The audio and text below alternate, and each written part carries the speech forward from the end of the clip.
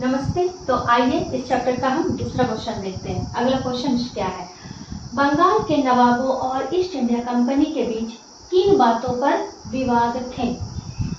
अब नॉर्मल सा बात है कि बाहर यूरोपीय जो है वो भारत में आए और यहाँ पर व्यापार स्थापित करने लगे और वो क्या करने लगे, धीरे धीरे अपने व्यापार को बढ़ाने लगे। व्यापार को बढ़ाने के क्रम में जब वो 1600 से अभी का क्या ईस्वी हो गया, अभी का ईस्वी हो गया 18वीं शताब्दी हो गई है। यहाँ पर इस टाइम तक बंगाल में कौन कौन से नवाब हो गए? बंगाल में हो गए आपके मुर्शिद अली खान, अलीवर्दी खान और उसके बाद सिराजुद्दौला, वो वहाँ के नवाब बने।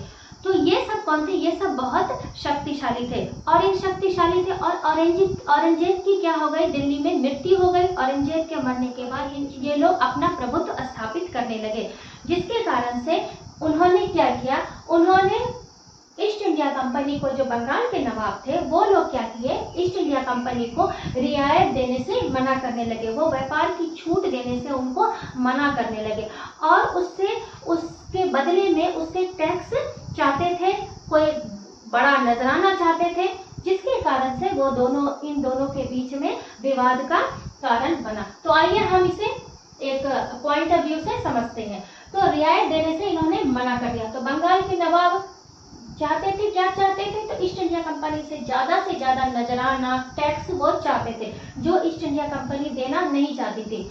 और उन्हें लगता था कि इस तरह की मनमानी बातों से उनके व्यापार पर क्या होगा, असर पड़ेगा।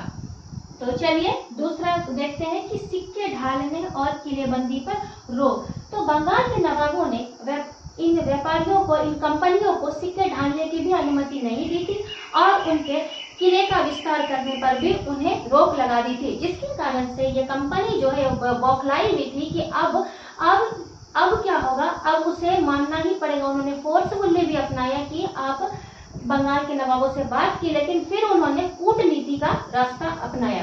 तो चलिए नेक्स्ट क्या है हमारा? नेक्स्ट है बंगाल सरकार की राजस्व वसूली में कमी। अब देखिए, ईस्ट इंडिया कंपनी टैक्स नहीं दे रही है, वो व्यापार कर रही है और सिर्फ मुनाफा कमा रही है।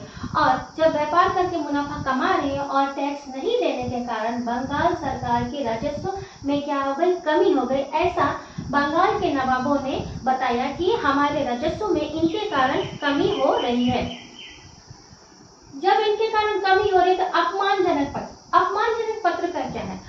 तो अपमानजनक पत्र क्या है कि जब ईस्ट इंडिया कंपनी ने पूरी तरह से अपना जोर लगाया, फिर भी नवाब उनकी बात नहीं सुने और उन्हें मनमानी करने नहीं दे रहे थे, जिसके कारण से कंपनी के अफसरों ने नवाब के अधिकारियों के लिए अपमानजनक लेटर लिखा, चिट्ठियां लिखे, जिससे कि उनके मान को क्या हो, प्रभावित हो, उनके मान का अपमान हो। तो चलिए अब हो गया। देखिए, ये इन दोनों के बीच में ये क्या हो गया, ये धीरे धीरे टकराव शुरू हो गए। यही हमारे टकराव की बीज थी। इन टकरावों के बाद क्या हो गए, अंग्रेज सोचने लगे कि इस तरह क्या होगा कि व्यापार क्या होगा, अंग्रेजों का, ईस्ट इंडिया कंपनी का ठप हो जाएगा। इन लोग की ये बेवकूफी जैसी बातों के कारण, इन लोग के ये जो बेतुकी मांग है, डिमांड है, इसके कारण उनका क्या होगा, व्यापार ठप पड़ जाएगा, जिसके कारण उन्हें और आजादी चाहिए। और आजादी को लेने के लिए वो इनकी बात को मानने से इनकार कर दिए और उन्होंने कूटनीति का सहारा लिया और उसका परिणाम पलासी का युद्ध जो 1757 में हुआ और बक्सर का युद्ध जो 1764 में हुआ। उसके बाद अंग्रेज बंगाल पर पूरी तरह से अधिकार कर लेते हैं और यहाँ पर जो इन नवाबों का साम्राज्य था उसे पूरी तरह से अपने हिस्से में ले लेते हैं, जिससे कि बंगाल की पूरी राजस्व, जो एक बहुत बड़ा प्रांत था बंगाल, जिसमें कि बिहार, उड़ीसा और बंगाल, ये तीनों प्रांत सम्मिलित थे, उनका पूरा राजस्व अंग्रेज अब व्यापारी कंपनी अब खुद स्वयं उठाने लगी इस युद्ध को विजय होने के बाद। तो हम समझ सकते हैं, अब आप समझ गए होंगे कि बंगाल के नवाब और ईस्ट इंडिया कंपनी के बीच में ये क्या क्या विवाद के कारण थे। Thank you.